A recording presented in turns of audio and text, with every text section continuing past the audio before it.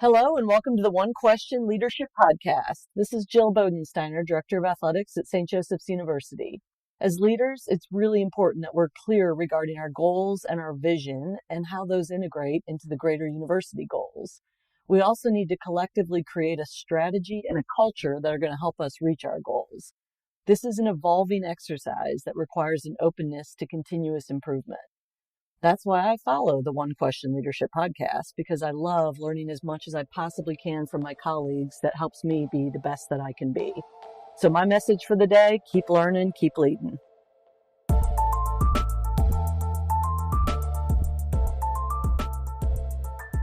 Greetings, this is Ty Brown, and welcome to the One Question Leadership Podcast, where we highlight executive and organizational leadership. Be sure to follow us on Twitter and Instagram at 1Q Leadership. Our guest today is Joe Karlgaard. Joe, at some point, Joe, you were the athletic director at Rice for I think 10 years, athletic director at Oberlin for 6 years, spent roughly 25 years in college athletics, left college athletics to become the CEO of GSV Summit, and now you serve as an advisor for GSV, which stands for Global Silicon Valley Ventures or something like that. Correct me where I made a mistake and help me out. No, you pretty much got it right. GSV is Global Silicon Valley. It's a platform that includes a venture fund. GSV Ventures includes the Summit, which is a conference business, which you're right. Last summer, I left to run that conference business. And then there's a third side, GSV Holdings, which is where I am now as an advisor. Okay. So the Summit. Now, I did some research trying to figure out exactly what this thing was that Joe got himself involved with, right? It looked like it was an event that showcases and supports innovation in education delivery. I feel like that's not necessarily fully the scope of what it was or what it is. So it's the world's largest and best convening of really three groups or four groups. It's founders of ed tech companies. Okay. It's investors in those companies, and it's buyers. So buyers could be anybody looking for an edge in ed tech. It could be a K-12 superintendent. It could be a college or university provost, dean, president, or it could be a chief learning officer at a major corporation. So, our mantra at GSV has been pre-K to gray. We invest in ed tech and innovation in the pre-K to gray space, which, entails everything from teaching little kids how to read to platforms like Masterclass, where you're learning for the sake of learning, perhaps even after you've retired from your day-to-day. Yeah, interesting. And now you're an advisor. So what I wonder is you talk about working in college athletics so long, and this is what you know. Although you understand leadership, you understand building projects and putting things together and leading people in a certain direction. What interested you about originally being the CEO of GSV Summit? Yeah, so I had a conversation in the spring of 2023 with a guy named Michael Moe, and Michael was a former college athlete. He's actually on the National Football Foundation board. And Michael's dad is a guy named Tom Moe, and Tom had been the athletic director at the University of Minnesota in the early 2000s, sort of right after their academic scandal. He came in, he'd been a lawyer in Minneapolis for many, many years and came in to kind of steady the ship. And so the conversation I was having with Michael was around, what are the opportunities outside of college athletics that somebody who's built a career inside this ecosystem, where would you see them? You know a little bit about what an AD does because your dad did it.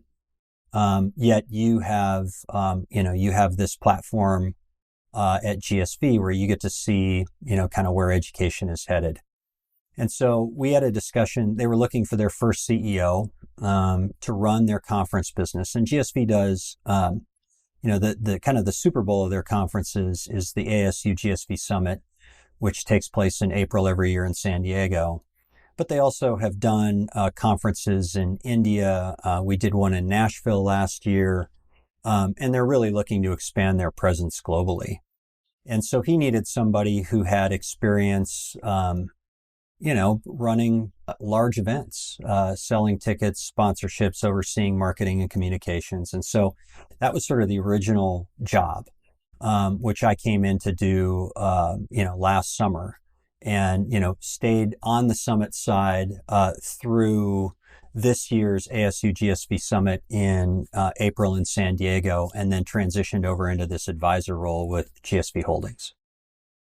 Would you consider the past summit this April, like, was there the Joe Karlgaard influence, or were you just helping the machine stay on course, which it had already done? Like, tell me about how you evaluated your role there. Yeah, I think it's the latter. I mean, it started over 15 years ago as a small convening on the Arizona State campus of about 300 people. And it's grown into an event now that attracts over 8,000 people from 130 plus countries. We added something we called the Air Show, which is the AI revolution in education, which was an expo, a convening of all these different startup companies that were able to show educators in the Southern California area and anybody who wanted to come what they're doing and what they're working on, and how AI will be influential in education, both today and into the future. And I mean, it is the ASU GSV Summit and GSV Summit is a speeding locomotive. I mean, it is an unbelievable organization that I think showcases the leading edge of education and innovation. As I said before, all the way from little kids through people who are into continuing education. So I came in and really, tried to do what I could to help organize the group to try to help launch this expo, the Air Show that we called it, this last April, and to perhaps lend a little bit different lens into things. Coming from college athletics, not being somebody who was part of that system, I had a little bit different take on maybe how we did some things. And so, I believe I added some value, but, it was a really well-run machine before I ever got there. Was there overlap? And did you see where the experience in bringing in revenue in terms of sponsorships and managing tickets and data and all that stuff fit? Yeah, I mean, absolutely. The revenues for the summit really are sponsorships and registrations. For lack of a better word, it's ticket sales, right? And so, that comprises the lion's share of how the organization makes money. And so it's a little bit different than what you're coming from in college athletics, particularly from a place like Rice, where you've got an institutional subsidy, you've got conference media revenues, you've got NCAA tournament units, in addition to sponsorships and ticket sales. And so I would say that, the typical college athletic revenue portfolio is a little more diversified than maybe what we had at GSV Summit. But I know, moving into the future, we'll look for other ways to potentially enhance, revenues to the summit, and, try to make it an even bigger and better event. Right. Then you move over. Well, I'd say one thing about that. One thing we did working with Coach Taff in the AFCA, he always wanted to keep membership low because he wanted high school coaches to be able to afford to come. Right. Near the end of his tenure, we raised the price on the college coaches and FBS, but high school coaches, we kept it relatively low. Then we introduced a convention fee. So membership was $60, convention fee was $10. Like, it was real low for 8,000 coaches coming. You weren't going to support the whole association at $60 a pop. So then what he did was he made sure the exhibit hall was a big revenue driver, for the convention, and put the registration when you showed up to convention in the back of the exhibit hall. So it was guaranteed traffic to the exhibitors, so people would want to exhibit there. And then we started bringing in sponsors, and then he created a foundation to help the education. It was a whole bunch of things, but to your point, trying to vary the revenue streams there was always a struggle at the AFCA. You moved over to a different position now, and offline you said something about helping entrepreneurs or something along the lines as an advisor for Global Silicon Valley, not necessarily the event, but the core organization, I guess. Tell me a little bit about that in terms of what you do now. Yeah. So my I'd say what I'm doing now with GSV probably taps a little bit more into the things that I enjoyed as an athletics director. I mean, one of the Okay. things that I always thought was so much fun was, identifying talent and then trying to help shape, their future direction. Giving, people like we were talking about Brian Blair. I'm very proud of the fact that we had on the senior staff at Rice at the same time, 3 future Division I athletic directors, and Tanner Gardner, who's now just started at Pepperdine, and Brian Mann, who's been at William and Mary, and Brian Blair, who's blowing it up at Toledo. Yep. Finding those folks and then giving them opportunities to grow and expand their skill sets, and hopefully parlay that into success down the road, whether that was at Rice or some other place. I was always happy to do that, and I always found that to be one of the most rewarding parts of being an athletics director. And so now I'm in a role where I can do that with startups, and my bent is a little bit more towards. In fact, I'm involved with a startup right now that crosses over into the high school and college athletics space. And there's 2 founders. They're brothers-in-law. One has no background in sports whatsoever, but has already founded and sold an ed tech company. The other has a background in sports, but doesn't have any of that other stuff. And so, being able to work with those guys on a daily basis and help them think about the business and about, particularly in the college space, about how they might apply the business in the college space. Those are the sorts of things that remind me of what I enjoyed so much about being an athletic director. And the more of that I can do, the more I'll feel fulfilled, and feel like I'm reaching my purpose, in my current line of work. And so that's been an enjoyable transition for me. There's a couple other groups. I wouldn't call them technology groups, but really innovative solutions and startups that I'm also advising, and just finding that work really, really enjoyable.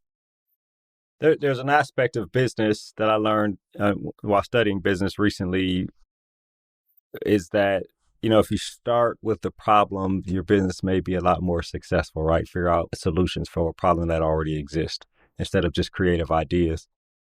I imagine the people that you work with have already identified problems that they're working on solving, and you're trying to help them figure out how to best solve that problem. Or are you in the minutia of business? Like, are you you mentioned people, so I imagine you're in the people business.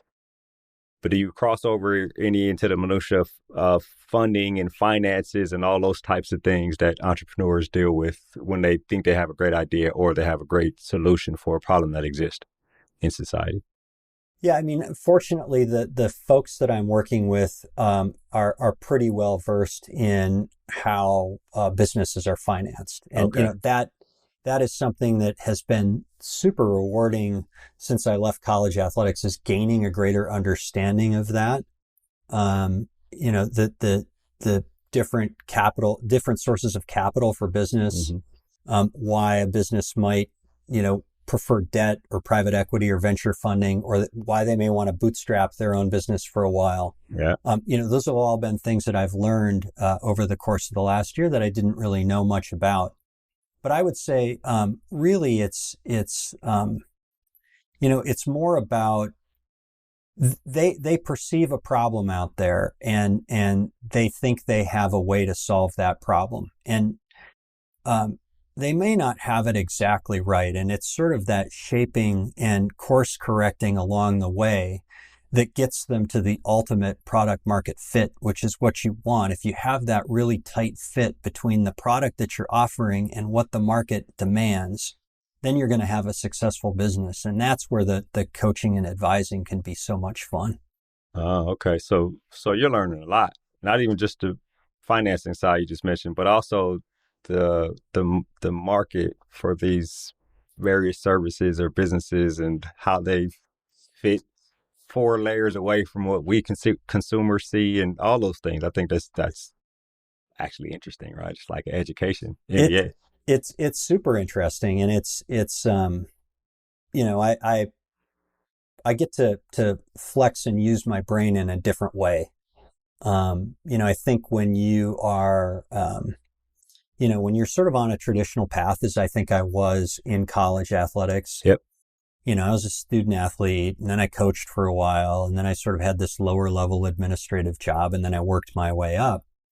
I think your brain gets trained in a certain kind of linear way, and it's very, very difficult for you, particularly given the dynamics of change in college athletics, to kind of extract yourself from that and look at it from a different angle. And that's one of the cool things about what I do now is I'm not in the soup, on a day-to-day basis, like so many of my former colleagues are. And it just gives me the luxury of being able to look at it maybe a little more objectively and maybe from a different vantage point. And hopefully eventually, as I continue to work with startups, we'll help find ways to solve the larger problems that exist right now in college athletics. Yeah, it's interesting. Do you see where some of the new education that you have received over the last year or year and a half or however long it's been, do you see where some of it could fit when you talk about different ways of financing business or even looking at, so Kevin Blue always described college athletics as competing nonprofits, right? Yeah. Zero-sum game type situation. Yep. But then you also are bringing a whole bunch of money and you got to look at the bottom line and the way everybody else looks at college athletics as this, it's just big business here. So I wonder about I'm going to keep calling it the education you've received. And can you see how things could look a little different, or have you developed some kind of thought process? Because I know you think about college athletics all the time. You can't just lose it out of your brain after so many years. Tell me about your thoughts on that, the crossover that might be there. Yeah. It's like learning a foreign language, right? Sometimes I dream in it. It just is, right? I can't, you can't consume news of any sort these days without college athletics being part of it, if you're a sports fan at all. And so, I continue to pay attention, and I continue to, because I work remotely, one of the things that I've wanted to do is just, to the extent possible, to stay in touch with former colleagues, to, I live in Minneapolis now. So, I regularly have lunch with Mark Coyle and Phil Eston, and, I've gotten to know the pro sport presidents in the Twin Cities, and, just trying to stay connected, with those folks as best I can. I think I've probably developed a greater tolerance for how for-profit companies can still be mission driven and can still deliver on, deliver a public good. Yeah. And I think, when you work in the nonprofit environment, and I use that phrase loosely because, there are many, many college athletic departments that, you look at their revenues and expenses, and their expenses only meet their revenues because they're spending extra dollars because they have it. But there are a bunch of schools out there that are turning profits. And I think as I think about, the way that college athletics could be financed in the future and the sharing of revenue with student athletes, I do think there are opportunities that probably were anathema to the whole industry 5 years ago, 10 years ago, that people will begin to wrap their heads around and, could provide some net benefit, a more efficient industry, and one that really recognizes the contributions of student athletes to the value that's being created. So I've changed, I think, from where I may have been 10 years ago on that. Yeah. I think that the whole balance of that is, you try to not to be antithetical to what college athletics started off as, and try to look at it from the perspective of evolution of college athletics and not turning college athletics inside out. So I wonder, if you talk about business, how do you keep from, even with some of the people you work with, in terms of business, you want to focus on the things that either have the biggest profit margin or the things that bring the most revenue, and then you lower the expenses on those things so that the profit margin grows. Like how do you balance that when you're talking about people?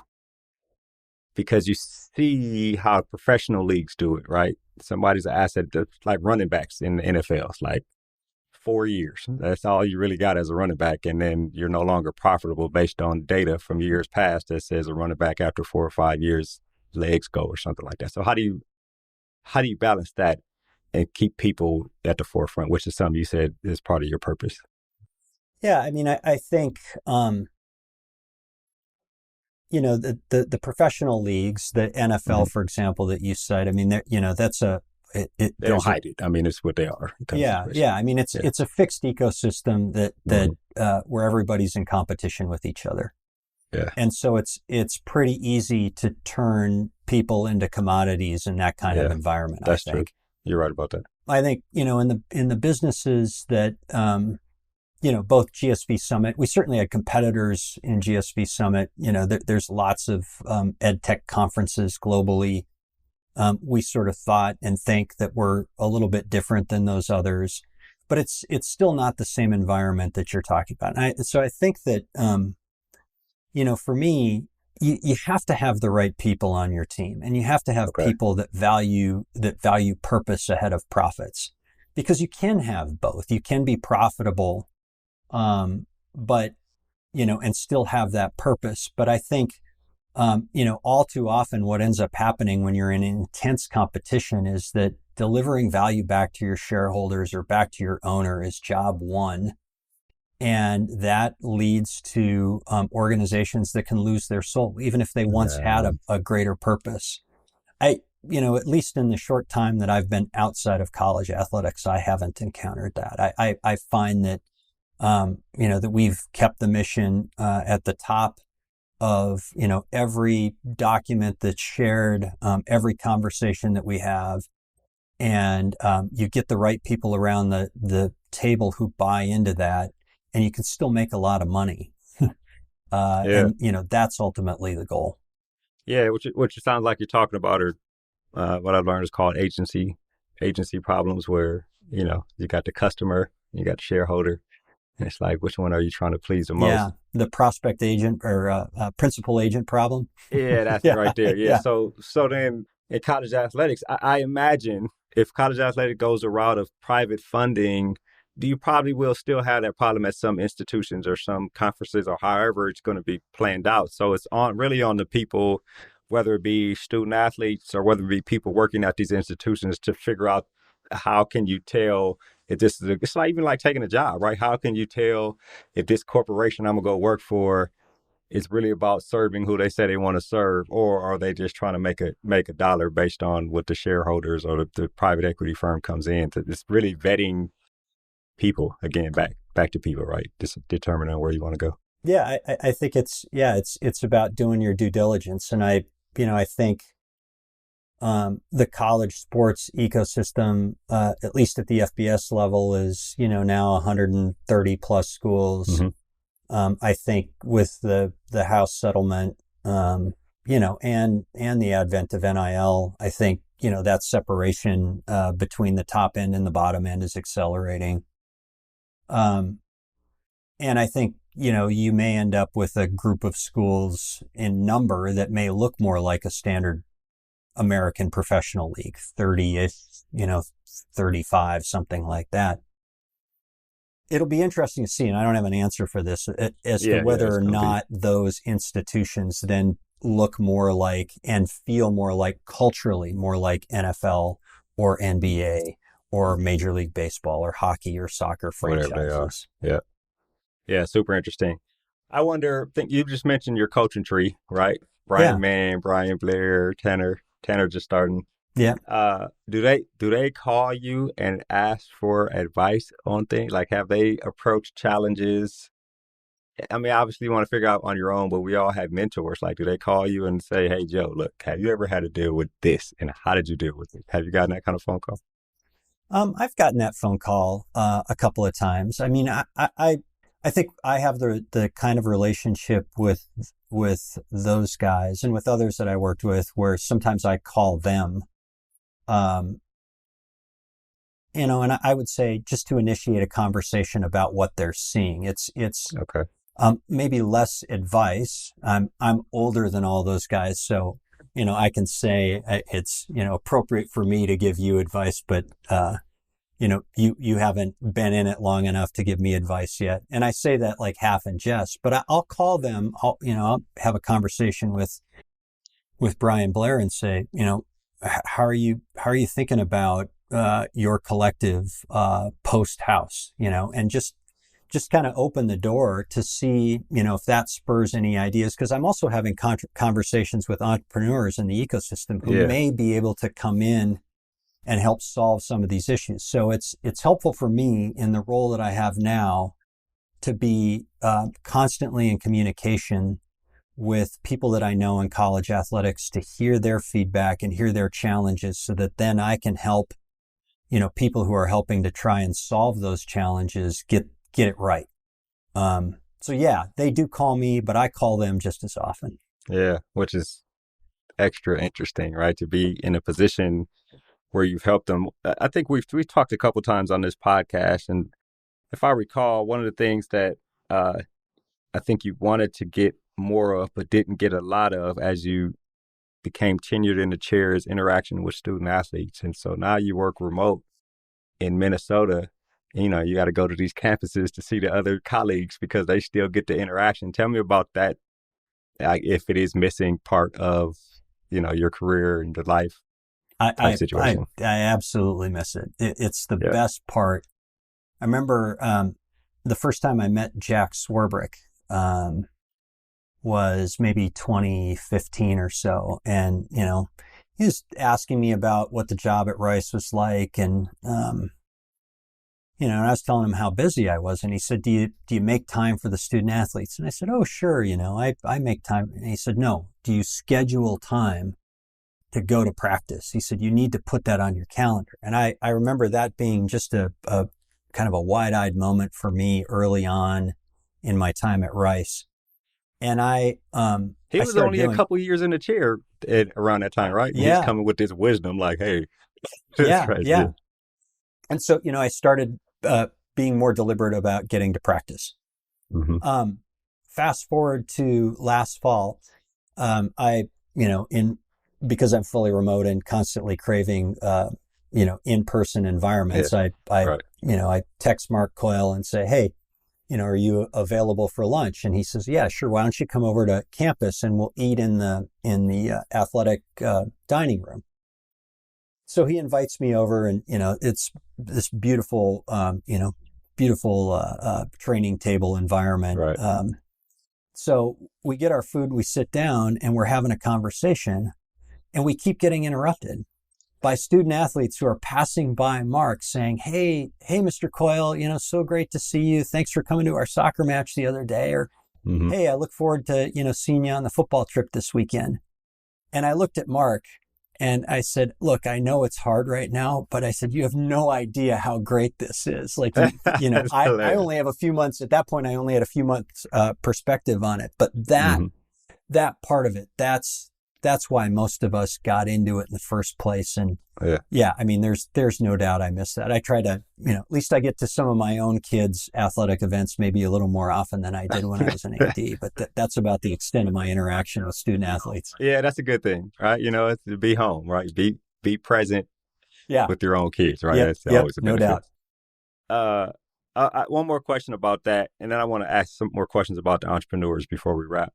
Thinking about the guys that came up under you, the other people who you were probably leading when you were at Rice, just thinking about that people development aspect, and what you said was entrepreneurship is a part of it now. Like, do you do anything in college athletics anymore, or are you all just global Silicon Valley advisor? Like, is there anything that you are involved in terms of, I don't know, some type of leadership type development thing or anything that you do? I did some stuff for the minority football group. Okay. Yeah. Last month in May. Archie had reached out to me about getting involved in that, and I'd been doing that for a couple of years. So we did some mock interviews there. There's really no formal engagement that I have. I mean, I've I talked to whenever Tommy McClellan's got a question about something that I did or something that happened at Rice that he needs a deeper understanding of, he'll call, and I check in with him just to make sure he's doing okay every once in a while. And then obviously the people that I worked with at Rice. Yeah. So I try to stay in touch that way, but it's not, I don't have any formal, role Formal in college athletics yeah. right now. Yeah, there's some things that like the NCAA Leadership Development does with their Pathways program, Leadership Institute, which I bet if they knew you were willing, they'd probably call you in a heartbeat like, hey, go talk to these administrators here. They all want to be ADs. That's hilarious. As time goes on, my perspective matters less and less, Ty. I don't know if that's true, especially because you're working with entrepreneurs, right? And True. You start talking about, there's two things I've been focusing on lately. One is storytelling, and the other one is entrepreneurship in terms of if everybody is owning the job and treating it like an entrepreneur, they can be creative in what they're doing. But I think everything we do in all aspects of our jobs and life is telling stories, whether it be numbers, whether it be, whatever, advertising, whater it be whatever we're doing, student athlete experience. Last question I ask you is the set of entrepreneurs you've worked with in the role, the role you're in now and how long you've been doing it. Do you see any common challenges? A friend of mine once told me that all issues in business come down to communication. And I've been trying to ask people if they believe that, if that's what they see, but that was just an example. But do you see any common challenges across entrepreneurs in terms of them trying to get their businesses off the ground and engage wherever they're trying to engage? I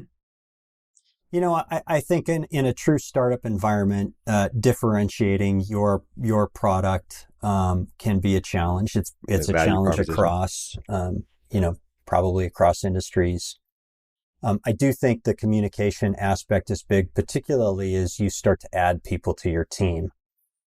So one of the groups that I'm advising right now, has a few, there's the co-founders, and then they've got a few people that they've brought in who are working kind of on a contract basis. And, as the thing starts to grow, there's probably, 6 to 8 people who are working on it pseudo full time, and then another, 5 to 10 people who are working on it part time. Those communications start to arise, and we use Slack and we Zoom, and we try to do things because we're scattered all throughout the country to try and alleviate those things. But I think one piece of advice that I'd give to anybody who's in this space is try to make sure that whatever ideas or conversations that you have, that somewhere there's a pin put in that it's memorialized in some way, so that you didn't have a great idea or you didn't say something to somebody and there's no way to go back and retrieve that information. I think the better, as you grow in complexity, that becomes more and more critical, because the more people that you have involved, it just stands to reason that communication is going to get more and more difficult and becomes more and more necessary. Do you see where stories I've heard about entrepreneurship is somebody or somebody's starts a company and then they grow and now they got a team and they have never really led people before. So now they got to figure out this leadership thing. Are the companies you work with at that point where the founders are trying to figure out how to be leaders in addition to the tactician, right? The tactician, the leader, the 50,000 foot, that kind of thing. Yeah. I mean, that's something that Michael Moe and I have talked about. What are the ways that we could think about, helping to provide the right coaching and advice to these brilliant founders who have great ideas but have no experience. All right. And oftentimes when you bring in outside investors, you create a board and those investors are part of that board and they're the ones giving the advice. But I think there's also a way for practitioners to be involved in that. So you're seeing this happening a little bit in some of the private equity firms that are engaging in sports. They're bringing on operating partners. So, Brian LaFemina, who worked for the Commanders and then was the chief business officer for LA-28, is now an operating partner with Arctos. Like, he's an operator. He understands kind of how sports organizations work, and that can be really beneficial for some of your investors. So I do think that, it's easier when you're a first-time athletic director and you're learning on the fly and you've never done this before, because you're surrounded by other leaders on your campus who have done some variation of that before. It's much harder as an entrepreneur to get the right advice and coaching. And, you're also trying to move really, really fast. So to move at a pace that allows you to develop properly, that is absolutely a challenge, Ty. A challenge. Well, because some entrepreneurs, at some point, you're not hands-on anymore, right? You're not making the thing that is the solution to whatever problem you found. You get further and further away from that, and you really have to be, like you said, somebody who knows how to run an operation, which is a big challenge, which they probably could find, like you said, value in Joe Karlgaard being a part of this coaching enterprise to help global Silicon Valley do its thing. Joe, this has been an excellent conversation. I'm really interested in the work you do, and I really appreciate you joining us here on the One Question Leadership Podcast. Yeah, I appreciate you thinking about me, Ty, and I appreciate all the things that you've done to help tell the story of the great people who work in this industry. Thank you very much. That was Joe Karlgaard. He's an advisor with Global Silicon Valley. And of course, I am Ty Brown with One Question. And keep in mind, the role of a leader is to create and maintain an environment that people want to be a part of. And as always, be better tomorrow than you are today.